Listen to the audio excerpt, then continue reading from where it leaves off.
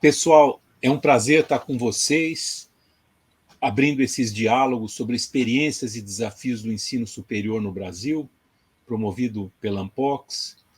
Agradeço ao convite de toda a diretoria, do André Botelho, da Mariana Chagu e dos demais, e particularmente por estar aqui coordenando essa mesa com a Maria Arminda do Nascimento Arrude e o Carlos Benedito Martins, colegas, a Maria Arminda, professora titular na USP, o Carlos Martins na UNB, e os dois com uma vasta experiência, tanto de pesquisa, como também de atividades de administração. Né? Dispensaria apresentar os dois, mas só lembrando, né, a Maria Arminda foi secretária executiva da Ampox, entre vários outros cargos, por exemplo, também na USP, não só no nível da unidade na Faculdade de Filosofia, de que ela foi diretora, mas também pró-reitora. O Carlos Benedito Martins também com uma vasta experiência, com cargos na CAPES, na UNB, também em convênios com o exterior.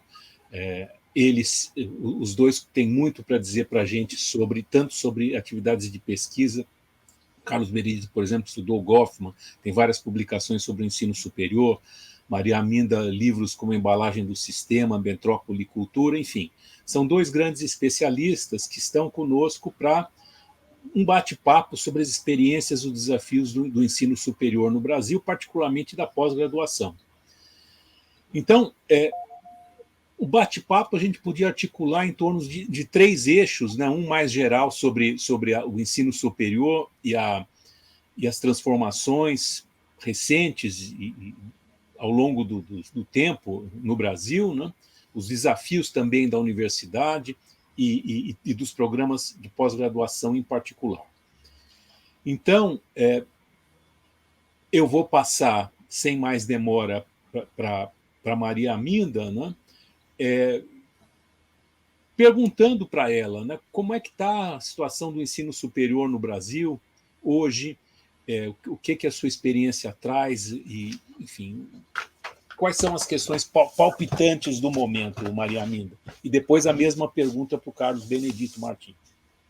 Muito obrigada, Marcelo. Eu quero, em primeiro lugar, agradecer muitíssimo a Ampox por esse convite, a sua presidência, a secretaria executiva, dizer da minha alegria de estar aqui dividindo essa mesa com dois grandes amigos, você, Marcelo, e meu querido amigo Carlos Benedito, amigos com quem eu convivo já há muito tempo, e, por isso, além de ser uma atividade da Ampox, para mim, essa sessão é também uma maneira de matar a saudade de vocês com esse imenso distanciamento.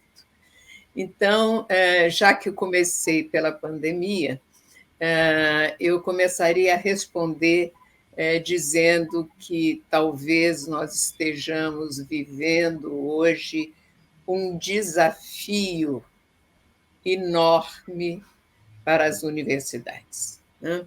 Talvez dos maiores que as universidades já enfrentaram. É claro que todas as questões do Brasil e as nossas questões, e a do mundo também, foram questões que agravadas, né, por essa pandemia. Mas elas foram agravadas, isso não quer dizer que elas fossem inexistentes. As universidades brasileiras, elas têm um papel que não é o papel dominante, ou não era o papel dominante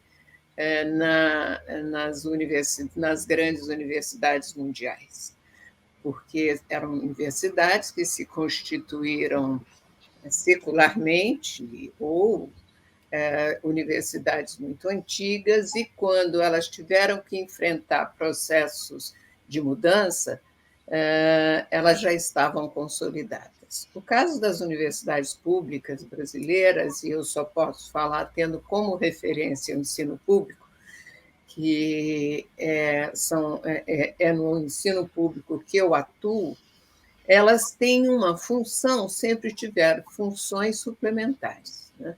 Que eram as funções de fazer inclusão social, de dirimir desigualdades, etc. Bom, se isso era uma questão geral das universidades no Brasil, nos últimos tempos, eu acho que alguns fenômenos agravaram essas questões, não da inclusão propriamente dita, mas as questões que põem as universidades em situação de terem de se adaptar às novas dinâmicas. Em primeiro lugar, e eu vejo isso com muito bons olhos, as formas de inclusão elas se ampliaram como fruto das demandas, né, de diferentes atores na sociedade. E as universidades corresponderam a isso, mesmo a USP, que foi possivelmente a universidade mais resistente em fazer as políticas sociais, ela hoje fazia as chamadas políticas de cotas étnico-raciais, ela hoje tem 50% dos seus estudantes a partir das cotas, quer cotas que vêm ligadas aos estudantes da escola pública, quer étnico-raciais, etc. Bom, isso é um lado.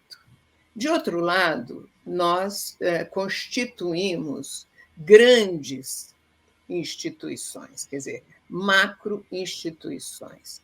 E, como toda instituição, as instituições estabelecem regras, porque é da natureza das instituições.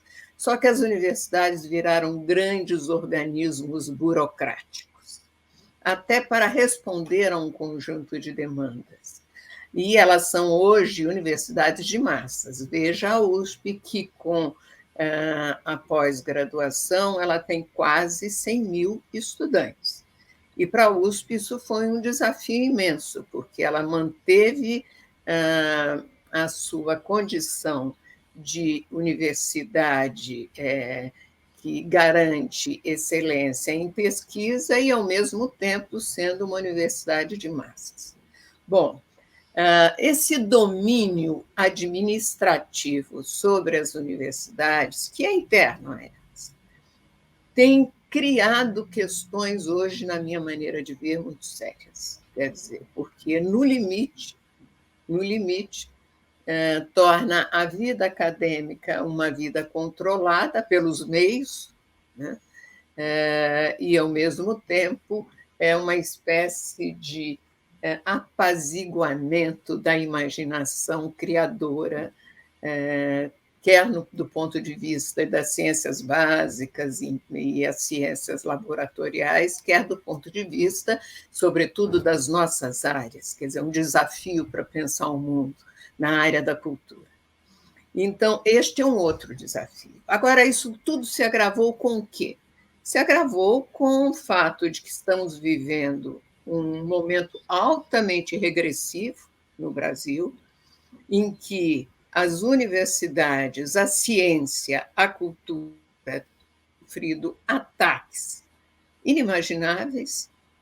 Veja o que está acontecendo com a CAPES, com o CNPq, e ontem 92% do orçamento do Ministério da Ciência e Tecnologia se enviou um projeto para que seja cortado. Isso significa que as bolsas de pesquisa elas vão chegar ao limite, se não ao corte final. E, finalmente, porque há uma tendência subterrânea que é considerar as universidades públicas altamente custosas, no limite, organismos desnecessários. Ora, o que é uma instituição pública? E eu termino aqui para que eu quero ouvir muito meu amigo Carlos Benedito. Uma instituição pública ela não pode se pautar por regras estritas do mercado. Ela é um repositório da cultura cidadã, ela é um repositório da herança cultural de uma sociedade. Por exemplo, né, ela é um repositório da cultura clássica, tudo aquilo que pode parecer avesso ao mercado, que o mercado que não interessa ao mercado, que afinal não dá lucro. Universidade pública, ela tem uma função civilizatória. E nós estamos, neste momento, correndo sério risco, por vezes internos. E a pandemia agudizou isso também, porque eu tenho a impressão, tenho praticamente a certeza, hoje tem um artigo interessante na Folha de São Paulo, de especialistas em educação, né, nossa colega Helena Sampaio, Ana Maria Almeida e vários outros, dizendo que o ensino universitário será outro no pós-pandemia. Que desafios são esses? Nós temos que enfrentar esses desafios e manter a qualidade, né, do que fazemos.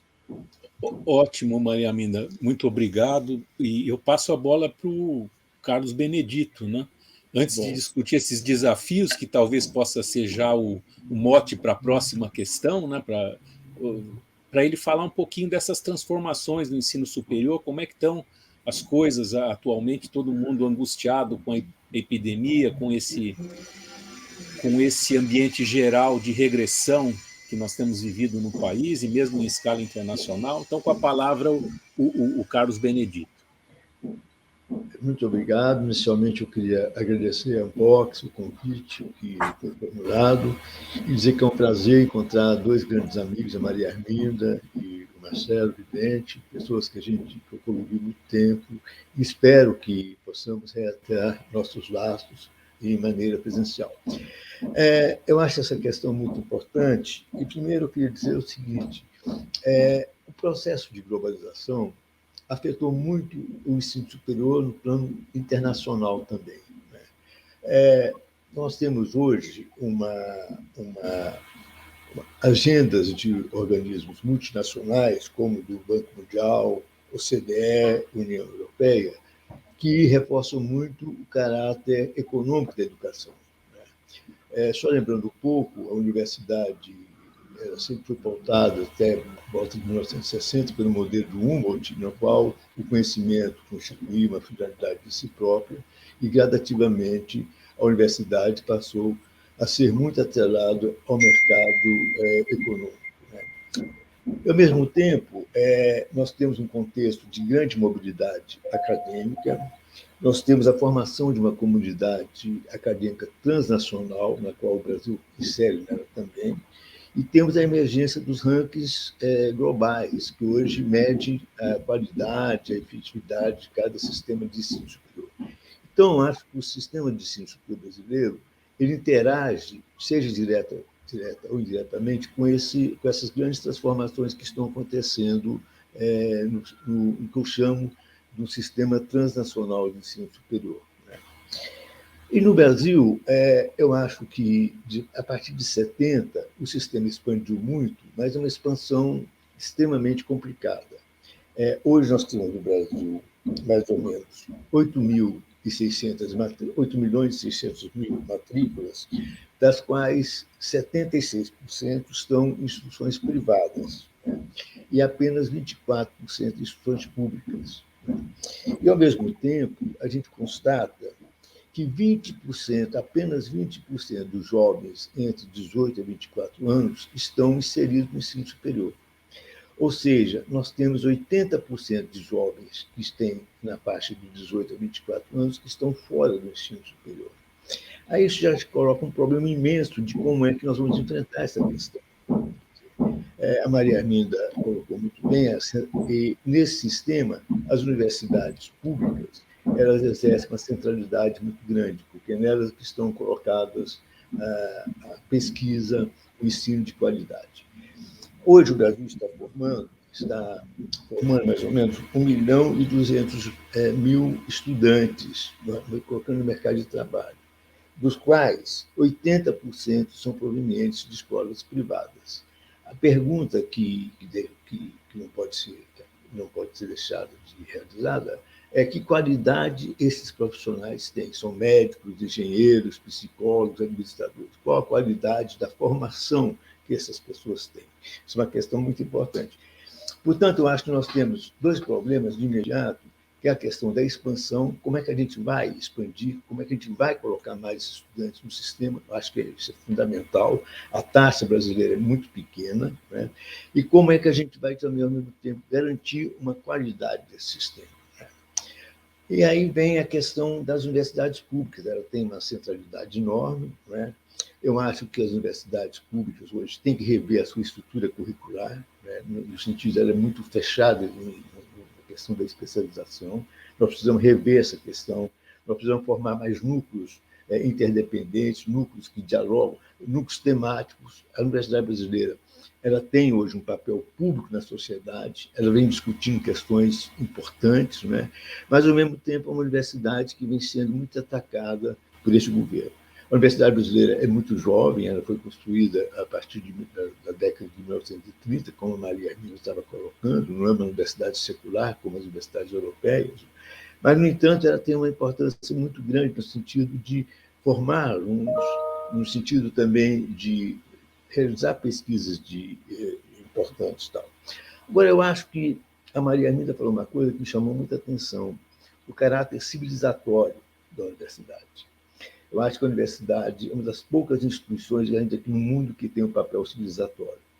Ela deve formar cidadãos tolerantes, cidadãos capazes de argumentar por si próprios, cidadãos capazes de ter uma autonomia intelectual, de formular suas opiniões, de se expressar, e também de ter uma compreensão das grandes transformações que estão acontecendo no mundo contemporâneo.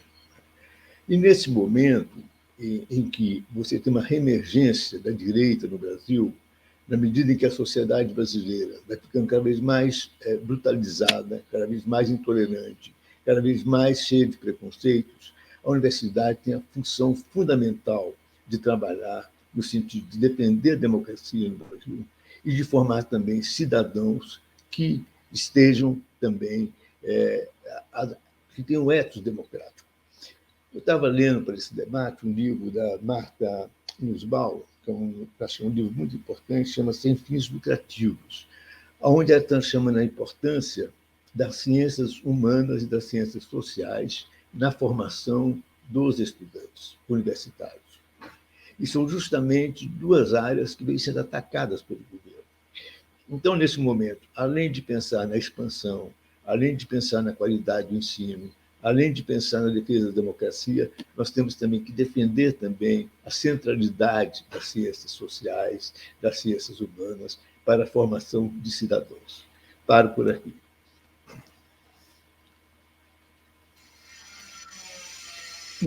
Muito obrigado, Carlos. Tem um barulho aí alguma construção na vizinhança, eu vou falar rapidamente.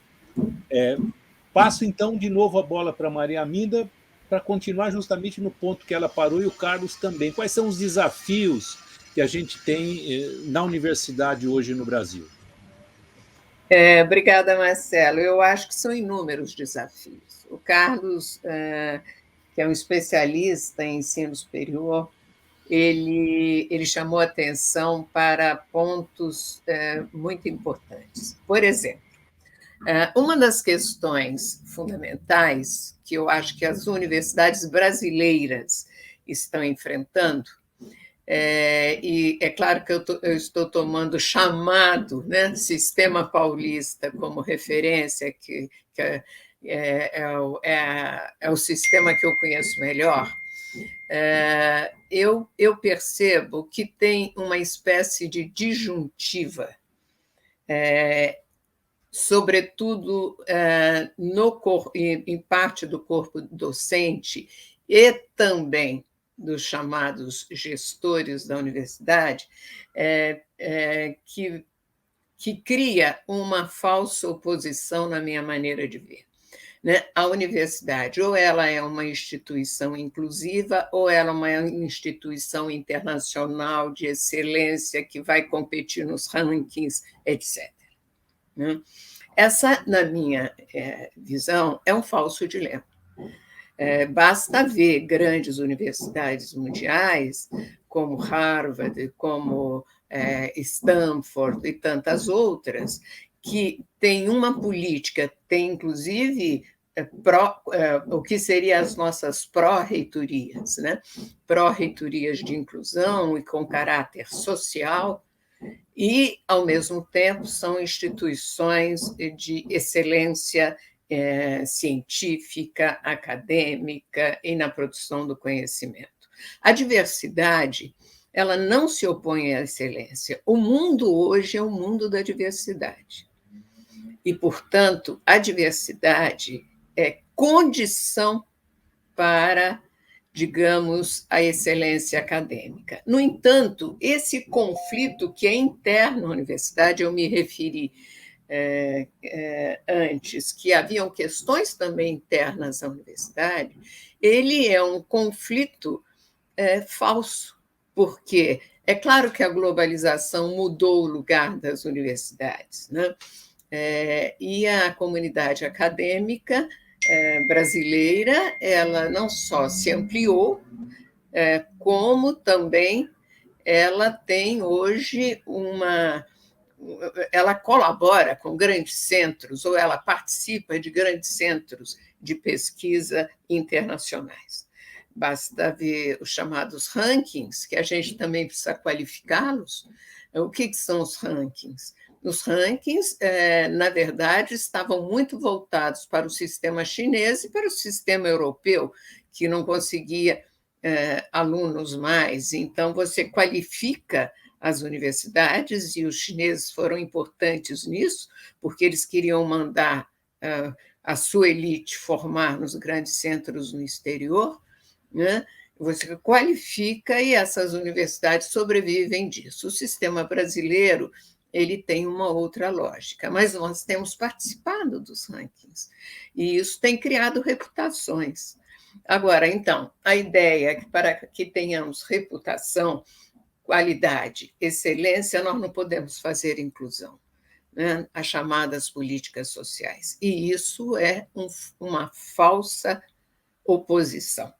É um dilema que, na minha visão, não existe.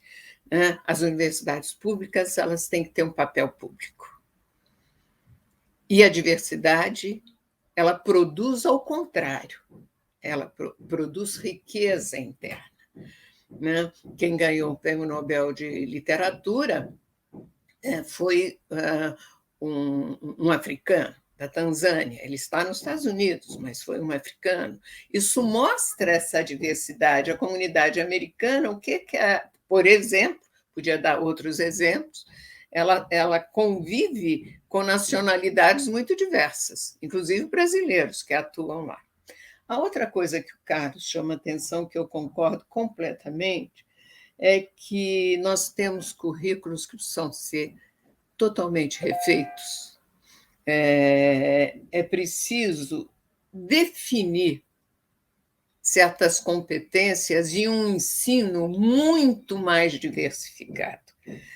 Vou dar um outro exemplo da USP, não porque eu pense que só exista a USP no Brasil, longe disso, é porque eu a conheço melhor, né? A USP tem um acervo museológico notável, alguns maiores do mundo. No entanto, um estudante de medicina, um estudante de economia, de engenharia, mesmo os chamadas áreas gerais das humanidades, não tem relação com esse acervo, não tem relação com as artes, não tem hora. Você não forma mais hoje profissões totalmente especializadas, até, quer dizer, aquela ideia de profissão no sentido especializado, ela foi posta em questão, né, por esses processos de mudança. Então, e também a formação cidadã, ela tem que ser uma formação diversificada. Não basta formar um profissional, é preciso formar pessoas que possam pensar este mundo no qual nós estamos vivendo. Isso você não forma sem cultura, isso você não forma sem currículos móveis, Nesse momento, eu estou envolvida com as eleições na USP, porque nós teremos uma mudança reitoral. Nós estamos propondo uma mudança radical nesse campo.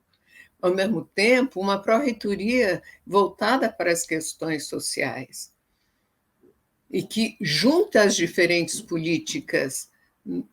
Não basta você fazer cotas se você não faz permanência consequente, não basta. Políticas de permanência, as políticas de igualdade, de equidade de gênero, quer dizer, as N políticas que estão aí. E isso não torna as universidades menos competitivas internacionalmente e menos importantes. É o contrário. É o contrário. Este é um outro desafio, que é externo, além desse ataque que se faz. É claro que é sobretudo as nossas áreas de ciências sociais, de humanas, mas não é só. O ataque à ciência que tem sido feito. Né?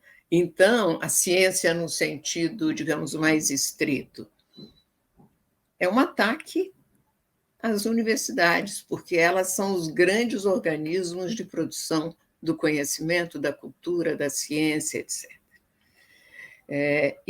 Enfrentar esse desafio não é de pouca monta. A universidade deve mudar, ela precisa mudar.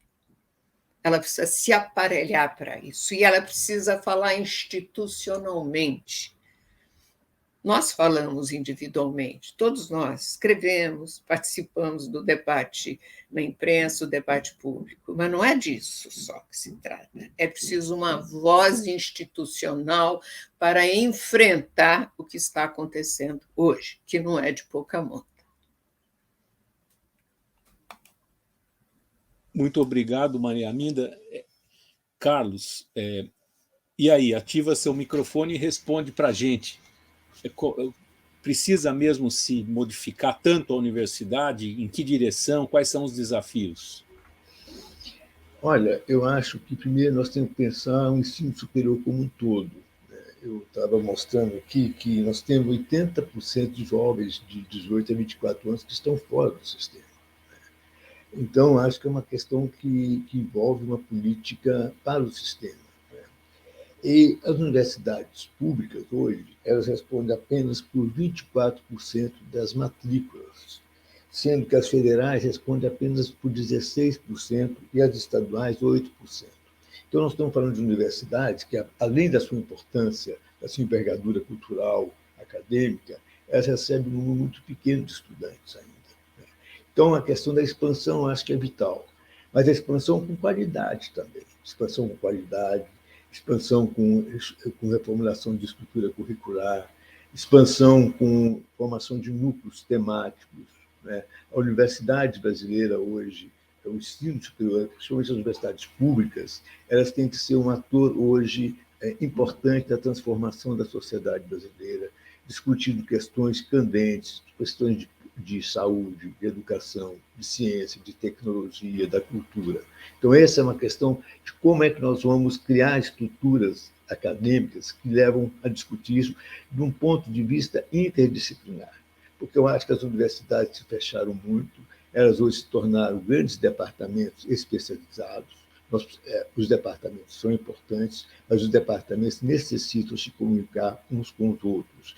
Nós precisamos hoje formular projetos institucionais, interdisciplinares, em termos, a partir de questões importantes da sociedade brasileira e também de pensar em questões importantes mundiais também, que estão conectadas com as questões brasileiras. Então, com relação às federais, eu queria dizer que nós temos um problema muito sério. A USP teve a vantagem de ter a sua autonomia financeira. Né? As universidades federais, elas não têm autonomia financeira, não têm autonomia administrativa. Para você contratar um professor, para você contratar um funcionário, é um grande problema. Quer dizer, são universidades que ainda estão gerenciadas pelo Ministério da Educação, percebe? Então, eu acho que uma questão muito importante é a questão de ver como é que você pode desentrenar isso, de criar uma autonomia, mas não uma autonomia que leva a universidade para o mercado, uma autonomia que leva ainda o compromisso do financiamento público, porque porque geralmente a questão da autonomia é dizer, bom, o Estado tem recursos, então a universidade tem que captar recursos fora do espaço público.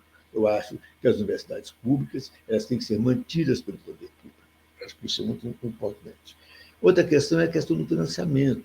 Cada vez mais, eu estou falando do ponto de vista das universidades federais, o financiamento está super escasso, as condições de trabalho são super degradantes, as condições materiais são extremamente precárias, né? Então, é um conjunto muito desfavorável, e principalmente nesse governo, porque a questão das universidades públicas no Brasil sempre foi tratada como uma política de Estado. E, nesse momento, nós temos uma política de governo, que é completamente diferente. Uma política de governo que tem hostilidade ao conhecimento, que tem hostilidade à ciência e que está criando condições completamente adversas para o trabalho. Então, resumindo, acho que a questão da expansão é importante, acho que a questão da autonomia é importante, a questão de rever a estrutura curricular é importante, a questão de inserir de uma maneira mais palatável para o estudante a formação das ciências sociais, né? Eu acho que os Estados Unidos tiveram uma importância muito grande no sentido de que os estudantes começam seus cursos tendo uma formação geral. Nós perdemos essa questão. Hoje, a formação dos estudantes são formações muito específicas, num mundo onde a mudança é muito complexa, é rápida, e eu me pergunto se essa formação específica permite uma pessoa se inserir no mundo de uma mudança tão rápida como essa. Então, acho que a questão de como é que nós podemos hoje mesclar formação geral e formação específica. Essa é uma questão muito importante, que eu acho que hoje a universidade, pelo menos a Universidade Federal da qual eu conheço, hoje ela é muito engessada nas suas estruturas curriculares, nas suas estruturas disciplinares. E quando os núcleos temáticos existem, eles estão apartados, na verdade, da vida cotidiana da universidade. Inclusive, eles estão situados em outros prédios da universidade. Eles não interagem muito com a vida do dia a dia da universidade. Então, a questão da formação geral também é uma questão importante, e da inserção das ciências sociais, da sociologia, da política, da antropologia nessa formação geral. Formação de literatura, formação de artes. Formação de literatura é muito importante no mundo também, né? Ela tem um papel muito importante, a arte, para formar cidadãos mais sensíveis à cultura, à estética, à sensibilidade política também. Então, acho que os desafios são grandes, né? E eu acho que nós temos que pensar um pouco uma política mais geral para o ensino superior, não só para as universidades, mas também para as instituições privadas também.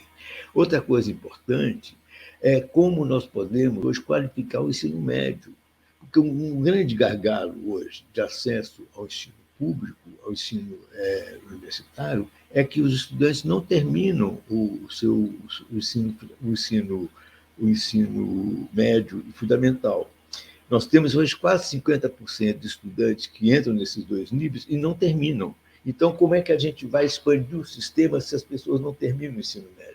Então, acho que a universidade também ela tem uma importância muito grande no sentido de qualificar o ensino médio também. Muito bem.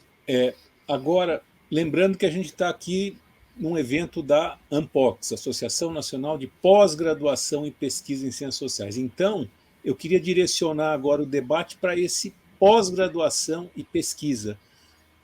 Maria Aminda, primeiro, e depois o Carlos, quais são, então, os problemas, os desafios, enfim, como é que anda a nossa pós-graduação e a nossa pesquisa, enfim, qual é o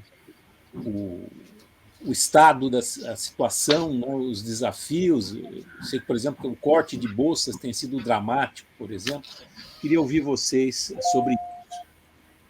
Então, Marcelo, a pós-graduação brasileira, o chamado sistema de pós, ele teve um papel fundamental na pesquisa e na diversificação da pesquisa no Brasil, né? E a nossa pós-graduação ela passou a ser uma referência, inclusive internacional, né? E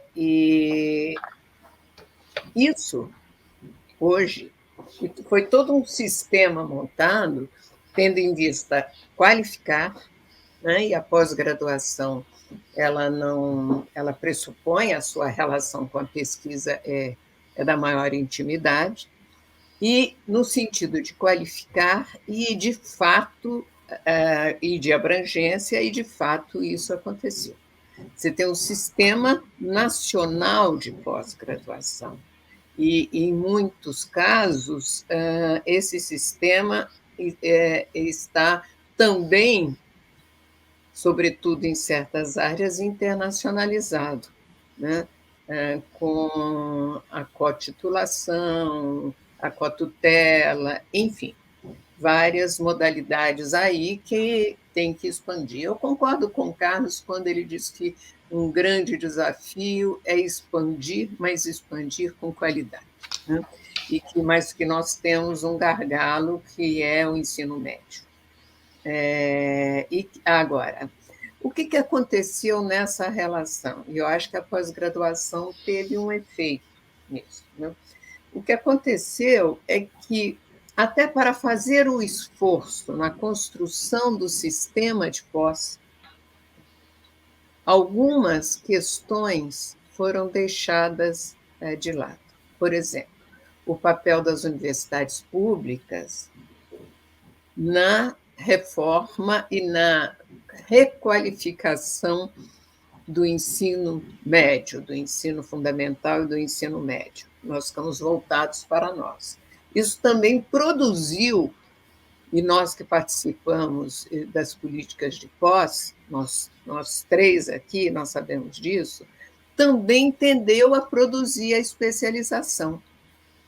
Eu não me esqueço que muitas vezes, na hora de fazer as avaliações, mas esse programa não é bem definida a sua área temática, etc. Isso teve um efeito importante, que foi a expansão do sistema como um todo, mas que, como toda mudança, ela não pode ser eterna, porque ela tem que se transformar sob o influxo da transformação social e da ciência e das novas questões que aparecem.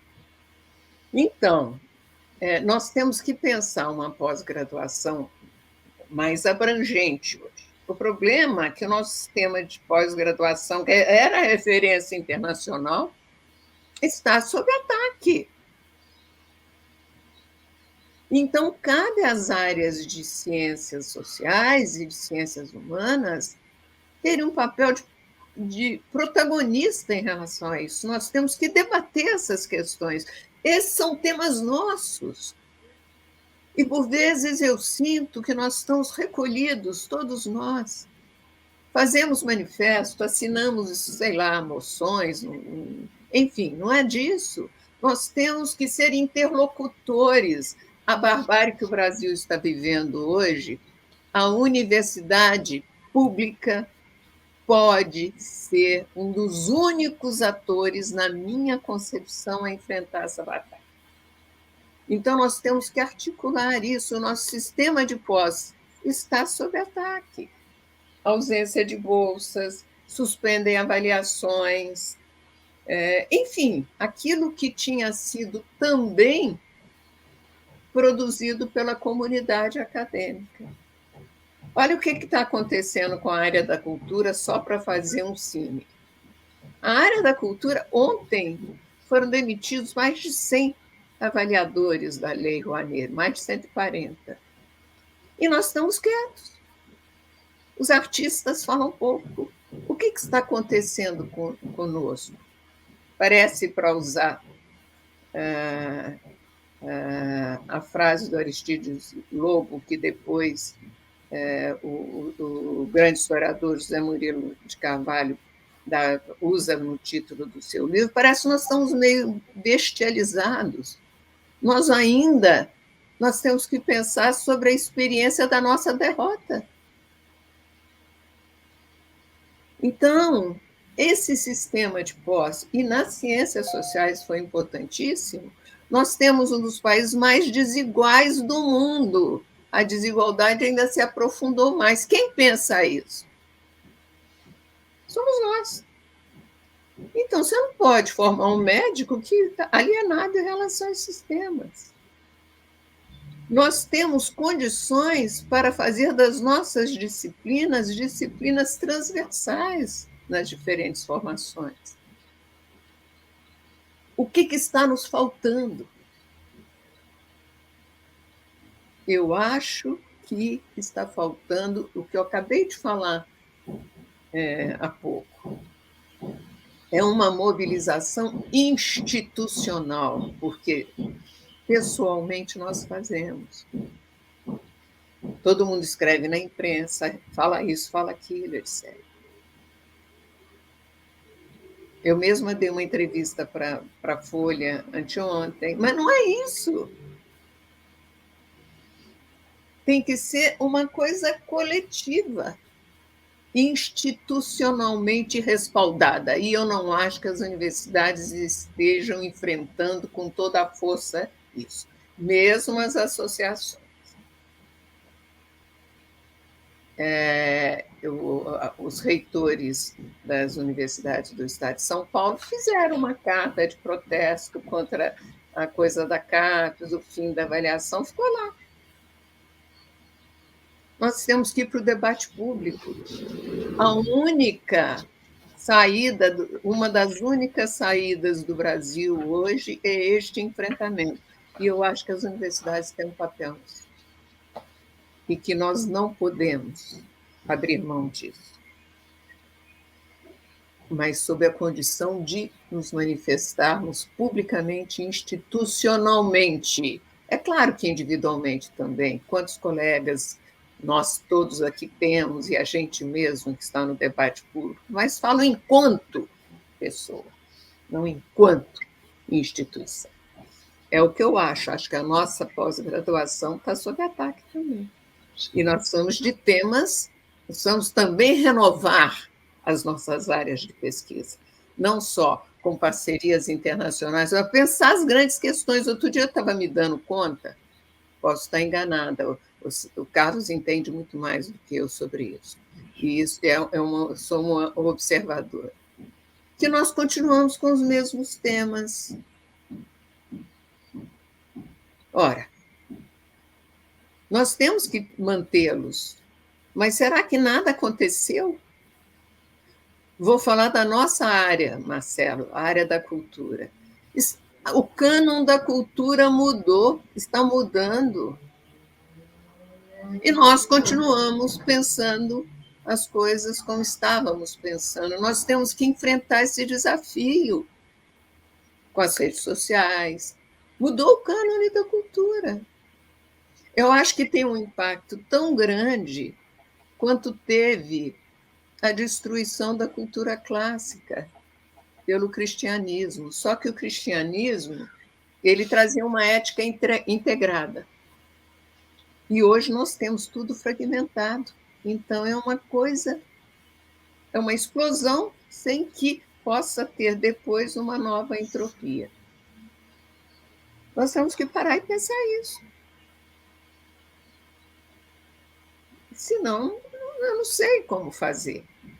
Quer dizer, o processo de transformação é grande demais. E cabe ao cientista social, à pesquisa, à pós-graduação, refletir sobre isso. Eu estava outro dia pensando, última coisa, tem um setor que em algumas universidades está perdendo força, que é o chamado da sociologia da religião. Mesmo na sociologia aqui da USP, que era uma área muito importante, hoje os projetos estão ligados a uma área geral da cultura. Mas nós estamos vivendo um mundo do fundamentalismo, que tem um efeito político enorme nesse país, mas não só no mundo. o que está acontecendo com as nossas áreas de pesquisa. Nós temos que fazer uma reflexão sobre isso. Agora, o ataque governamental sobre a pós-graduação, sobretudo sobre certas áreas e das agências de fomento, é enorme. Quer dizer, as universidades brasileiras, o Carlos tem razão, elas eram, como também as nossas carreiras, eram carreiras de Estado, e as universidades brasileiras, elas eram amparadas em políticas de Estado. Hoje, a nossa carreira está perdendo essa condição. Está lá o projeto, Paulo Guedes, etc. Um professor pode ser demissível a qualquer hora. Temos que pensar isso. Obrigado, Maria Arminda. Passo, então, a palavra para o Carlos Benedito Martins. Bom, eu concordo com tudo que a Maria Arminda falou, acho que ela tocou em questões importantes. Eu acho que a pós-graduação brasileira ela é muito recente, ela foi criada a partir de 1970. É um fato extraordinário. Ela foi uma política de Estado que envolveu a CAPES, o CNPq, a FINEP teve uma importância muito grande. Hoje é uma política muito bem sucedida. Hoje nós temos, no CNPq, grupos de pesquisa, 38 mil grupos de pesquisa. 38 mil grupos de pesquisa, não é pouco, abarcando 517 mil pesquisadores e estudantes. Isso é o resultado da pós-graduação. A pós-graduação, a Universidade Brasileira, antes da pós-graduação, não tinha pesquisa, a pesquisa era feita nos institutos, separada da universidade, a pós-graduação institucionalizou a pesquisa, a pós-graduação criou uma carreira acadêmica, a pós-graduação criou políticas para jovens através dos programas do PIBIC. Né? Então, a pós-graduação hoje é um fato, foi uma política de Estado muito bem sucedida, financiada pelo Estado. Né? E a Maria Arminda tem razão, nesse momento ela vem sendo cada vez mais contestada. As agências de financiamento estão cada vez mais diminuindo o seu apoio. Né? E outra coisa também, os programas hoje da CAPES, do CNPq, eles têm que atender áreas estratégicas, né? Não privilegiando as áreas humanas. Então, além do ataque hoje, da diminuição de recursos humanos, nós temos também a questão das prioridades. As ciências humanas hoje não fazem parte da prioridade. Aí eu queria colocar um pouquinho a questão da Ampox. Eu acho que a Ampox desempenhou um papel muito importante. A Ampox modelou intelectualmente a pós-graduação brasileira. Ela não foi responsável pela expansão da pós-graduação. Ela modelou intelectualmente e academicamente. Ela foi uma questão, como o Goffman diria, ela criou uma carreira moral entre as pessoas. Né? Ela criou uma carreira moral no sentido que os estudantes foram além de ter a socialização dos seus departamentos, também tiveram um processo de socialização dentro da Ampox. A Ampox formou gerações e gerações que hoje estão assumindo a pós-graduação. Agora, acontece o seguinte, eu acho que a Ampox hoje tem desafios muito importantes pela frente, porque o início da Ampox foi marcado muito pela questão da interdisciplinaridade. E, a partir dos anos 80, o que aconteceu no Brasil foi uma fragmentação das ciências sociais, principalmente com a criação e recriação das associações científicas. A SBS é criada em 87, a BCP tem um papel importante, a ABA também. E hoje você tem, inclusive, tentativa de criação de cursos de graduação específicos. Então, a Ampox hoje ela está perdendo um pouco, ela precisa repensar o papel dela, o papel de, novamente, ser um centro importante, um laboratório de repensar as ciências sociais, de repensar as questões importantes do Brasil. Né? Ela tem que, novamente, retomar a sua vocação interdisciplinar, né? No sentido dela, hoje, desenvolver projetos também institucionais, abarcando a sociologia, a política, a antropologia. Ela tem enormes desafios importantes e relevantes. A economia. A economia também, a cultura. É uma área, né? Uma ciência então, social. Acho que nós temos hoje um problema de como hoje revitalizar a Ampox, no sentido também de repensar, inclusive, essas questões que a Anisa estava colocando, como que alguns temas já ficaram velhos e como é que nós podemos repensar isso. E aí tem uma questão importante que eu queria colocar, a expansão das ciências sociais no Brasil, muito em função das políticas do Reúne, do governo Lula. Hoje, nós temos uma nacionalização da pesquisa em ciências sociais no Brasil. A sociologia hoje está em todos os centros, os programas de pós-graduação estão em todos os centros do Brasil, antropologia, política. E pessoas hoje altamente qualificadas. Você vai do norte a sul, você encontra pessoas importantes. E outra coisa, rompeu o processo de endogamia, de recrutamento das pessoas. Né? Hoje eu posso dizer que o meu departamento, hoje, 80% das pessoas não foram formadas no meu departamento, vieram de fora. Isso é uma coisa importantíssima na renovação de pautas, porque as pessoas trazem novas questões, novas perspectivas. Então, acho que as ciências sociais, apesar da escassez de recursos, apesar das adversidades que nós temos também uma força energizante muito importante no contexto das ciências sociais brasileiras. E a Ampox tem que capitalizar isso, ela tem que criar laboratórios de pesquisa, criar processos institucionais de repensar as ciências sociais. Qual é hoje a pauta das ciências sociais no Brasil? Qual é a pauta que nós temos hoje de trabalho institucional e interdisciplinar? Né? Eu acho que é uma questão importante, nós às vezes só pensamos em questão de financiamento vital, que é importante, as bolsas estão diminuindo, mas nós também temos que pensar também num projeto intelectual e acadêmico para a Ampox e para as ciências sociais brasileiras. Acho que é muito importante essa questão. Eu sei que a Arminda tem que sair daqui a pouco, então eu fui muito econômico aqui na minha resposta. Não, mas eu estou de pleno acordo, Carlos. Eu acho que nós temos que nos repensar. Assim. E outra coisa que eu acho importante também, e a Ampox vem fazendo isso, ela tem mantido um diálogo muito importante com a SBPC, na defesa da democracia. A gestão do André é louvável nesse sentido, ela vem fazendo isso de uma maneira muito importante, mas eu acho que a Ampox também tem que dialogar também com o Poder Judiciário também, com o Poder Legislativo. Isso é muito importante também. Né? E outra coisa também, eu acho que a pós-graduação ela girou muito em cima de si próprio. Ela girou muito em cima de si próprio e, na verdade, nós precisamos hoje manter uma interlocução com a comunidade brasileira. Nós não podemos publicar apenas para os pares, nós temos que publicar também para o país. A questão hoje é como nós podemos, sem abrir mão do rigor científico, do rigor teórico, metodológico, como é que nós podemos disseminar a sociologia, a política, a antropologia para o país. Na verdade, é como é que as ciências sociais ela pode abraçar um processo civilizatório também na sociedade brasileira, além das universidades. As ciências sociais têm muito o que falar hoje para o Brasil. Ela tem um papel muito importante na defesa da democracia e também no processo de recivilizar o Brasil, porque o Brasil hoje ele está no processo completamente civilizatório. Então, esse é um desafio que a Ampox também tem que abraçar também no meu modo de ver.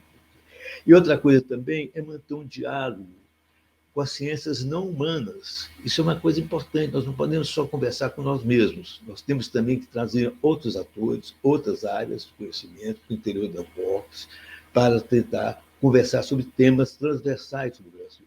Acho que e sobre o mundo também. E as outras áreas têm muito que nos ensinar e nós temos muito que aprender e muito dialogar com as outras áreas não humanas. Dentro disso, Carlos, Marcelo, não sei se eu posso falar perfeitamente. Alguma coisa. Isso aqui é um diálogo, perfeitamente. É um diálogo. Por exemplo, nós estamos falando muito pouco das questões da inteligência artificial. Quais os efeitos sociais éticos sobre isso? Nós temos que tratar dessa questão. Como é que o que está acontecendo com o 4.0? Que efeitos isso tem? A chamada manufatura inteligente, sobre a estrutura da sociedade, sobre a classe trabalhadora, quer dizer, praticamente hoje nós temos, fica difícil até falar em classe trabalhadora. O que está...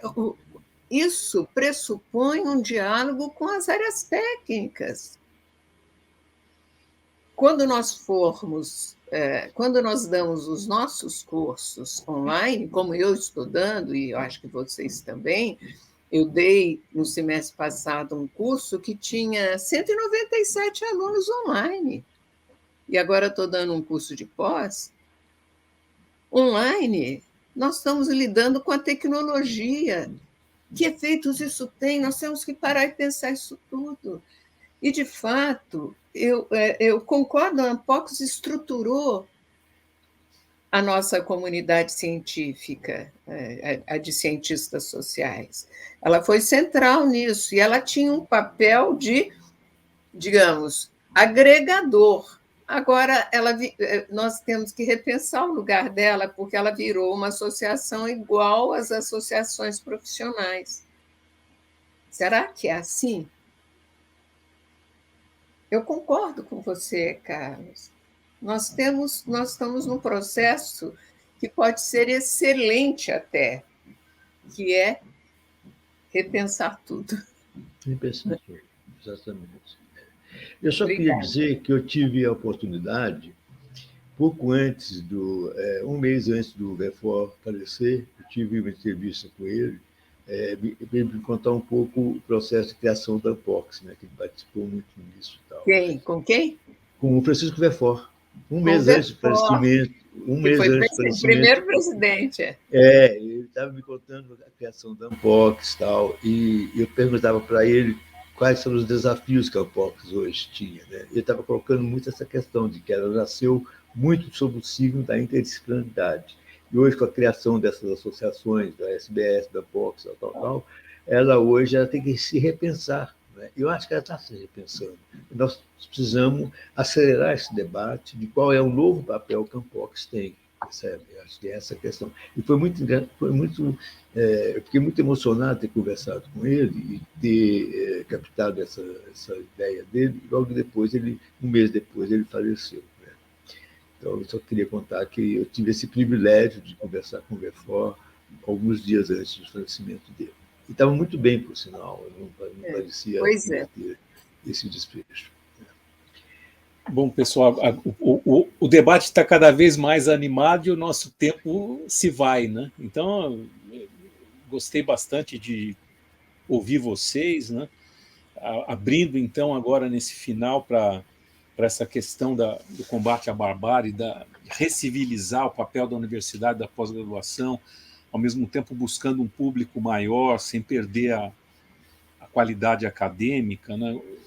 Interlocutores vários dentro da sociedade, o papel da Ampox, tudo isso está em aberto, está em pauta, está no nosso dia, né? A questão que a Maria Arminda acabou de colocar da fragmentação do conhecimento, de como é que a gente lida.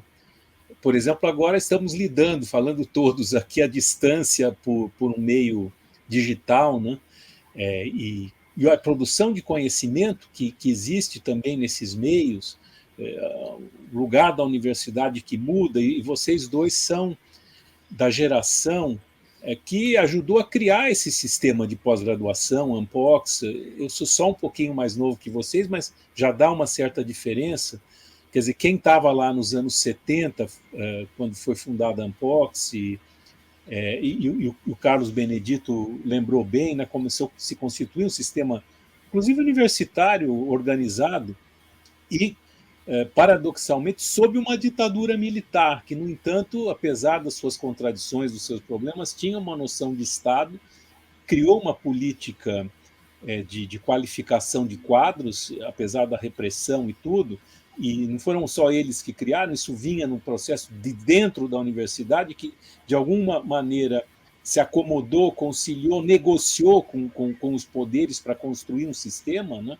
Às vezes criticando esse mesmo poder, é um processo muito, muito interessante, e que acabou se consolidando, e a gente imagina, às vezes, que isso é eterno, e que é isso, e vocês que viram o começo, e eu que vi um pouquinho ainda como aluno, vocês eram jovens professores, eu era um velho aluno, digamos assim, a gente imaginando que, sabe que esse sistema hoje que o pessoal mais jovem encontra, não existia, ele foi criado em grande parte por nós mesmos, pelo caso aqui dos programas que construíram a Ampox, E nós estamos diante de um quadro atual que mostra que esse sistema que parece muito sólido pode se desmanchar no ar muito facilmente, né?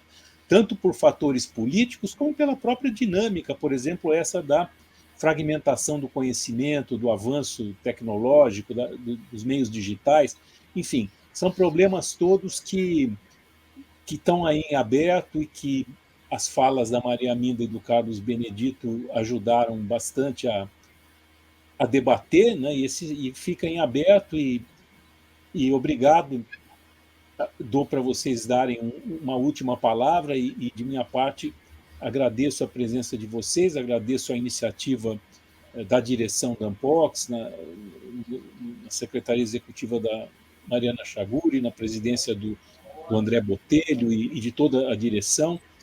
E realmente nós estamos num momento chave, né, esse de combate à barbárie, de defesa de uma recriação de uma civilização, de repensar os nossos papéis no século XXI, o que não é nada fácil. Então, passo para a Maria Aminda e o Carlos darem o seu bye-bye, bye-bye, bye-bye Brasil, né, como dizia Bye-bye Brasil. Bye-bye pós-graduação, bye-bye o que mais, né? Bye-bye civilização. Marcelo, muito obrigada. Eu quero agradecer muito a direção da Ampox por esse convite, e eu quero agradecer muito a você e ao Carlos. Foi uma sessão que, se fosse possível, nós continuaríamos conversando, né? Então, pensar essas novas questões, o papel das universidades, eu acho que esse é um dos nossos temas fundamentais, que a Ampox devia empalmar também, né? Pensar as universidades, sobretudo, a formação nas nossas áreas, e, enfim, e como a universidade tem que reassumir o seu papel público na atuação no sentido de dar não, fazer resistência a essa barbárie reinante. Construir instituições é sempre difícil, desfazê-las, destruí-las, parece muito fácil. E reconstruir é um longo processo, de novo, né? E nós temos exemplos na história das universidades em todo o século XX, como quando as instituições vão se acomodando, o que acontece com a vida acadêmica, a vida da ciência, a comunidade acadêmica. Veja, o caso alemão é um exemplo muito grande, flagrante nesse sentido. E eu acho que o nosso momento é um momento que daqui a pouco pode ser que não seja mais possível. É essa a impressão que eu tenho. Muito obrigada. Obrigada ao Carlos, a você e a Ampox. Obrigado. Carlos, então. Eu queria agradecer muito, e eu acho que a Arminda colocou bem, nós estamos num momento uma encruzilhada muito grande. Construir instituições demora muito tempo, a pós-graduação tem mais de 50 anos, a Universidade Brasileira foi construída com muito suor, lágrimas, sofrimento, né? Então, isso é uma coisa que nós temos que preservá-la. E eu só queria dizer uma coisa que eu acho que é importante. A avaliação da CAPES, ela mudou a cultura brasileira. As pessoas hoje se orientam muito pelos... Eu não quero discutir aqui os critérios da CAPES, eu quero só discutir como nós internalizamos os critérios da CAPES. E como hoje nós estamos olhando muito para a nossa produção intelectual. Na verdade, nós estamos virando pequenos empresários de si próprios, em função da preocupação de tentar produzir. E nós temos um momento importante onde nós temos que produzir, sim, produzir coisas importantes, relevantes, mas nós temos que sair do nosso casulo e, nesse momento, lutar pela criação de uma universidade pública, defender as conquistas e avançar nessas conquistas. Nós não podemos ficar mais olhando para o nosso umbigo, não podemos mais ficar preocupados apenas com a nossa produção intelectual. Esse é um momento que nos convida a ter uma participação pública muito importante, porque nós estamos num momento de um ataque muito importante e que nós precisamos unir as nossas forças. As associações têm que trabalhar cada vez mais conjuntas, a SBS, interagindo com a ABA, com a ABCP, com a Anpox, e os acadêmicos têm que, neste momento, estar também dedicando um tempo importante das suas vidas para tentar defender instituições que foram criadas com muito dificuldade e que nós temos hoje a missão, a tarefa e a obrigação de preservá-las. Eu queria agradecer muito, dizer que eu aprendi muito nessa exposição. É uma pena que a gente tem que interromper. Eu agradeço muito as observações da Arminda, as observações do Marcelo, e espero que a gente possa continuar discutindo essas questões. Muito obrigado, e mais uma vez agradeço ao Anpox pelo esse convite e pelo prazer que me proporcionou de encontrar a Maria Arminda e o Marcelo Ridente, duas pessoas das quais eu tenho muita consideração e muito carinho. Muito obrigado. Muito obrigada. Eu faço minhas as palavras do Carlos e da Maria Arminda, agradeço a direção e encerro, então, a nossa sessão de hoje para pensar essas experiências, os desafios do ensino superior do Brasil e a nossa tarefa de defesa da universidade pública e do sistema de pós-graduação, encarando os novos desafios e enfrentando a barbárie que hoje está posta não só na sociedade brasileira, mas mesmo em âmbito internacional. Obrigado e... Muito obrigada.